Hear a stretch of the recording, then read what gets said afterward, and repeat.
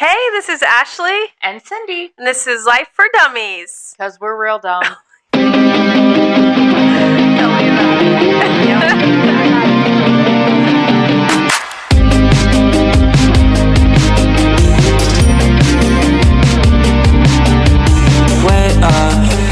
What are we talking about today? Well, I thought we should talk about that. Did you know that the disease of addiction is the only disease that is self-diagnosed? Did you know that?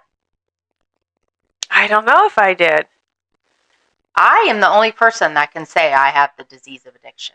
Oh, yeah. I can't tell Ashley if she does. I might have a sneaking suspicion that if you're anything like me, you might suffer from the disease of addiction, but only I can say if I am an addict. Well, that's a lot of freedom then. Absolutely. Nothing's forced upon me. Right. It's up to me to say when I've had enough. It's up to me to say, you know what? I need to seek some recovery because this addiction is ruining my life. Is that the topic, coming to that understanding? Yeah, sure. Why not? Well, something that was really interesting is that I watched this video this last week on Netflix, Pain Hustlers. Oh my God, I watched that too this week. Oh my gosh, that's great. Yeah, and you and like all of the millions on Netflix because it was like the #1 ranking video or something. Yeah. It was insane. Holy cow. And like that, well, here's why I'm bringing it up, because I realized that regular people kind of went into, the doctor's office and were prescribed pain medication. And when they couldn't get it anymore because it had become illegal to funnel and push through the doctor's offices, they turned to the drug dealer on the street. Yeah. And that, here's the thing.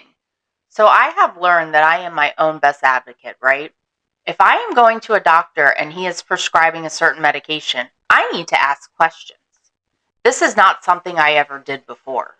And this is part of my story, medication from a doctor.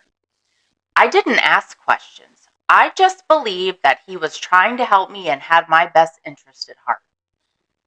And here I am all these years later, and I will tell you, I was addicted to prescription painkillers for a long time. Did he have my best interest at heart? I don't know. Was he trying to help me? Yeah, he was.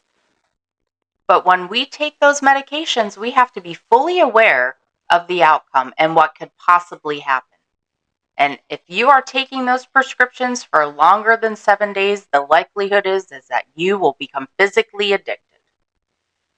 Right. And so we are not medical professionals, and so therefore talk to your doctor about any kind of advice that your doctor is giving you, or even the advice that we give you through this channel.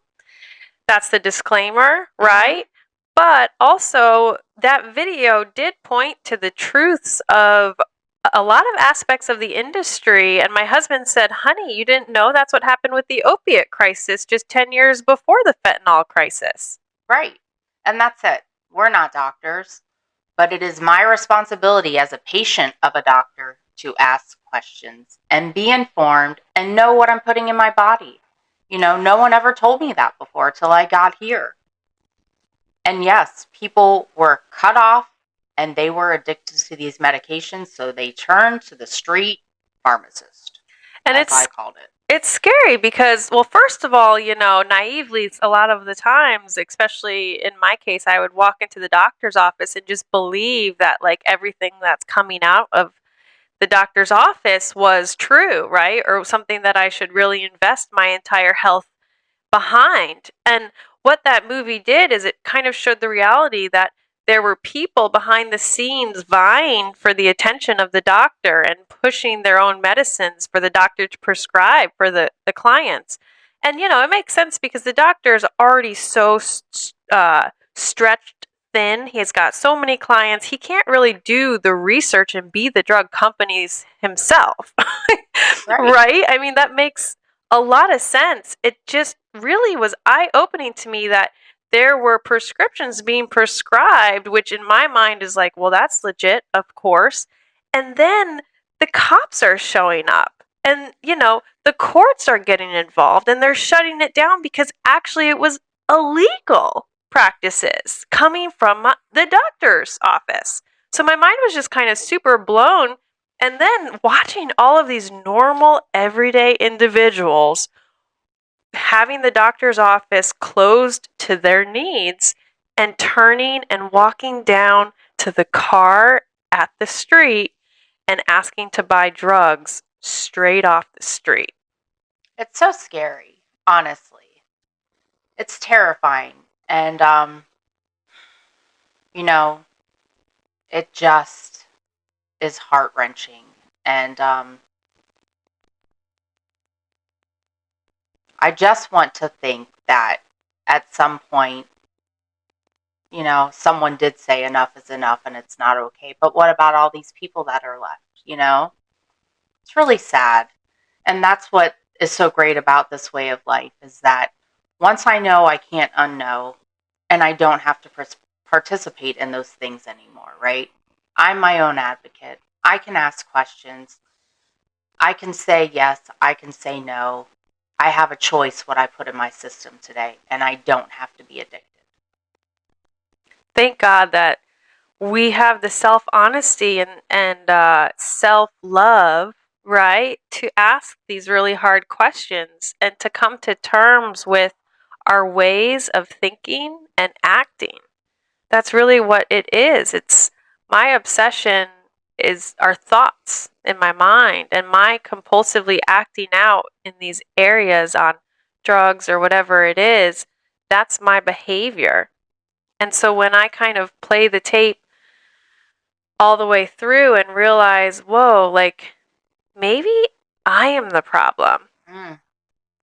Then I finally have come to a place in my life where I'm willing enough to accept a different answer. And that's where the freedom comes in, right? That admission that I am my own worst enemy. I am my own problem. I suffer from this disease. With that admission comes so much freedom because now there's a solution for my problem. Is it easy? No, it's hard. It's really hard. It's painful. It's messy. It's all of the things we talk about. But the freedom at the end, when I get past all of that, is the most amazing feeling I've ever had. It's a natural high. Right. It's what we wanted all along, to have a lot of fun and to be at peace. Yeah. And what I like is that it's self-diagnosis, and so therefore it is self-medicine. I don't know how to explain it, but every day I get to wake up and implement this way of life to keep myself healthy just for today. Absolutely. And it is. It's a daily thing. It's just for today. All I have to do is worry about today. I don't have to worry about tomorrow. I don't have to worry about yesterday. Right now, right here, everything's okay. And I'm just going to keep doing what I did yesterday because it has proven to me that it works. The proof is in the pudding, so to speak. The results speak for themselves. And I just want to say, because it's burning on my heart to say, a lot of the times it's too hard to even get through a full day, right, by myself. Like, I had to reach out and I had to go find people who had this way of life already and listen to them multiple times a day just to get through the day without acting out on my compulsive thinking or my obsessive thinking. And so if that's where you are, don't worry. It's not your fault. And Cindy and I have offered solutions here on this channel.